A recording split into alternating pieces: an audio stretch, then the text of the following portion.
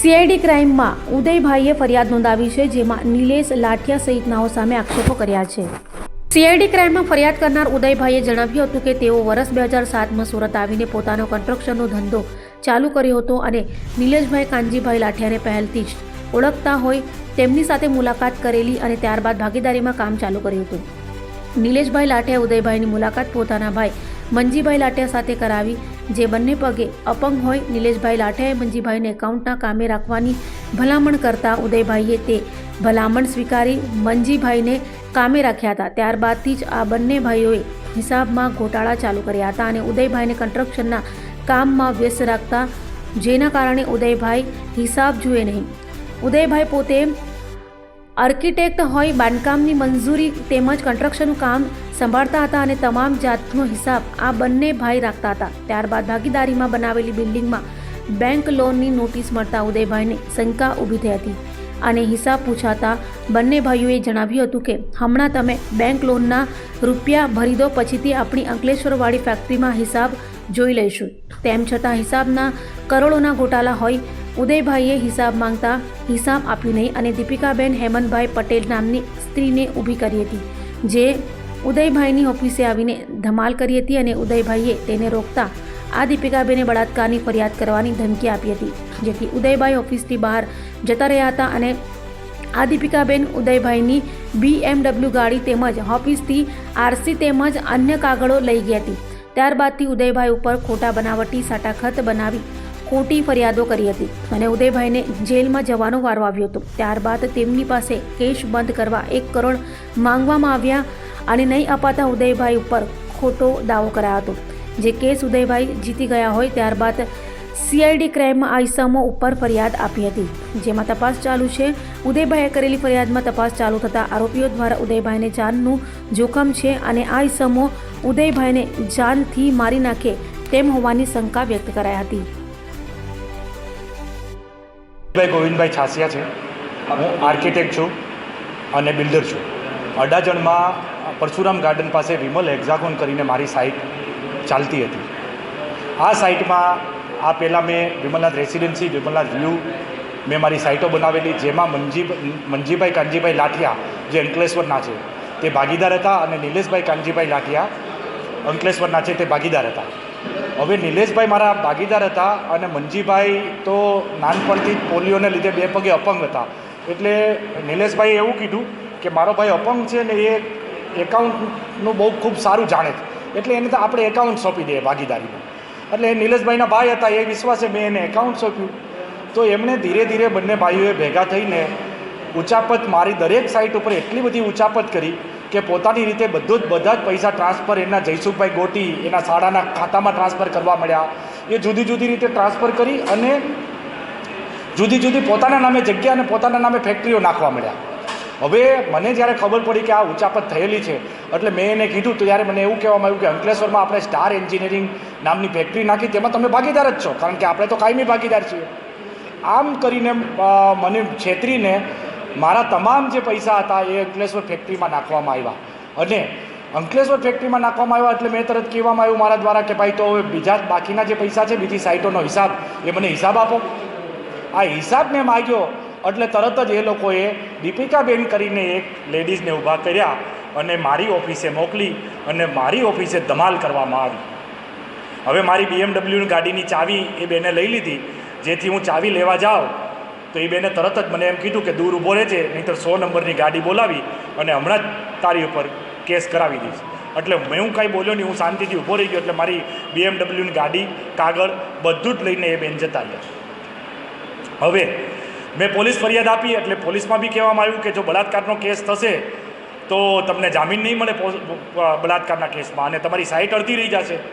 એટલે મેં તે સમયે બળાત્કારનો કેસ પોલીસમાં ફરિયાદ મેં આપેલી છે, પણ બીજી કોઈ કાર્યવાહી ન કરી મેં. અને હું શાંતિથી મેં પહેલાં સૌપ્રથમ મારી સાઇટ પૂરી કરી. હવે મને એવી માહિતી મળેલી કે આ લોકો કોઈ પણ હિસાબે તમારી સાઇટ પૂરી કરવા નહીં દે, જેથી સાઇટમાં જેણે બુક કરાવેલા હોય ફ્લેટ હોલ્ડરો, જે મારા પર કેસ કરે અને એ લોકો બધા ભેગા થઈને મારા પર કેસ કરે એટલે મને જામીન ન મળે, આવું આ લોકોનું આખું ષડયંત્ર હતું. પરંતુ મેં મારા સગાવાલા પાસેથી, મારા મમ્મી પાસેથી જે કાંઈ પૈસા હતા એ પૈસા મેં ઉછીના લઈ અને મેં આ સાઇટ પૂરી કરી. આ સાઇટ પૂરી કરીને બીયુ પરમિશન લઈને બધાને રહેવા મેં પહેલાં સૌપ્રથમ કામ મેં એ કર્યું કે બધાને મેં રહેવા આપી દીધું. આ બધું થઈ ગયું એટલે આ લોકોએ મને કોઈ પણ રીતે હેરાન કરવા માટે ગુંડાઓ મોકલ્યા. અલ્તાફ પટેલ, વિપુલ ગાજીપુરા પિસ્તોલ લઈને મારી પાસે આવી ગયા કે તું સાઇટ પર હવે આવતો નહીં તો તને મારી નાખશું અહીંયા ને અહીંયા જ, કોઈને ખબર નહીં પડે ને કોઈ અમારું કંઈ નહીં બગાડી લે, અમારી ઉપર તો આટલા ગુનાઓ છે એમ કરીને મારી પાસેથી 25 લાખ રૂપિયા ખંડની પેટે લઈ ગયા અને 25 લાખના 3 ચેક લઈ ગયેલા છે. આ વસ્તુ થઈ. ત્યાર પછી એક પંકજ રમણલાલ શાહ કરીને માણસને ઊભો કરવામાં આવ્યો, જેણે મારી ઉપર ખોટો ગુનો નોંધાયો, જેમાં 143/2016થી અડાજણ પોલીસ સ્ટેશનમાં ગુનો નોંધીને મને જેલમાં મોકલવામાં આવ્યો.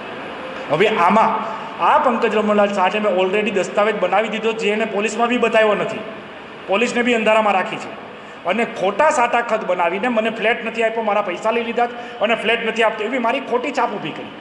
હવે હકીકતમાં તો મેં એને ફ્લેટ આપી દીધો ને એનો કોઈ બીજો ફ્લેટ જ નથી. એ ભાઈએ તો જ્યારે 2011માં પૈસા આપ્યા હતા ત્યારે મારી આ સાઇટ જ નથી, મારી સાઇટ જ 2013માં ચાલુ થઈ. એટલે આ લોકો ખોટા સાટા ખત બનાવીને સમાધાન પેટે મારી પાસે 1 કરોડ ખંડણી માગવા આવેલા પાછા, જેની મેં પોલીસ ફરિયાદ આપી છે. આ ખંડણી મેં નહીં આપી એટલે એ લોકોએ 1 કરોડ રૂપિયાનો મારી પર દાવો કર્યો, જે દાવો હું જીત્યો છું. એમાં સાબિત થયું છે કે એ લોકોએ જે સાટાખત બનાવ્યા એ સાટાખતમાં બોગસ સહીઓ કરેલી છે. કોર્ટમાં આ સાબિત થયા પછી મને હિંમત આવી અને મને ખબર પડી કે આ રીતે ખોટી સહીઓ કરીને બી આ લોકો આટલી ખોટું કામ કરે છે. ત્યાં સુધી તો મને ખબર બી નથી કે ખોટી સહી કોઈ કરે. ખોટી સહીઓ કરીને સાટાખતો બનાવી અને મારી પર કેસ કરીને મને કોઈ પણ રીતે જેલમાં જતો રહું, એટલે જેલમાં જાઓ એટલે હું પોલીસને કોઈ પુરાવા ના આપી શકું, એવું કામ આ લોકોએ કરેલું છે. તમારી શું માંગ છે? મારી માંગ એવી છે કે પત્રકાર એટલે ન્યાયનો ચોથો સ્તંભ છે, તો મને પત્રકાર તરફથી ન્યાય મળે અને પત્રકાર તરફથી મને એવું નામદાર સીપી સાહેબને કે નામદાર ડીજી સાહેબને કે નામદાર આપણા નાયબ મુખ્યમંત્રીશ્રીને આ માધ્યમ દ્વારા પહોંચાડવામાં આવે કે આમાં ન્યાય મળે એવી કાર્યવાહી કરવામાં આવે. મારી વિરુદ્ધમાં જે ખોટા ફરિયાદો દાખલ થયેલી ને ખોટી ફરિયાદો આ લોકોએ ખોટા સાટાખત બનાવેલા, એ આ ગેંગને વરઘોડો કાઢ્યો તેમ વરઘોડો કાઢીને સમાજ સામે ઉજાગર કરવામાં આવે કે બીજા કોઈ માણસને આ રીતે હેરાન કરીને એની જિંદગી બરબાદ કરવામાં ન આવે. મારો શું વાંક હતો? હું ઇન્કમટેક્સ ભરતો 6 કરોડનો, દેશને મજબૂત થાય એના માટેનો હું ઇન્કમટેક્સ ભરતો, મારે 4 કરોડ ભરવાના થતા હું 6 કરોડ ભરતો, જંત્રી કરતાં વધારે દસ્તાવેજ બનાવીને ઇન્કમટેક્સ ભરતો. એ આ લોકોને પોસાણું નહીં. મને એમ કહેવામાં આવેલું કે આટલો બધો ઇન્કમટેક્સ ભરે છે, અમને પૈસા આપી દે. તો આ તો દેશદ્રોહી માણસો છે. હવે તમે આ લોકો વાંહે કાર્યવાહી નહીં કરો તો કોની સામે સાહેબ કાર્યવાહી કરશો? એટલે આ ગેંગ એ ટાઈપની છે. મારું નામ યતિ પ્રભુદાસ ઓડવાલા છે. હું ઉદયભાઈનો એડવોકેટ છું.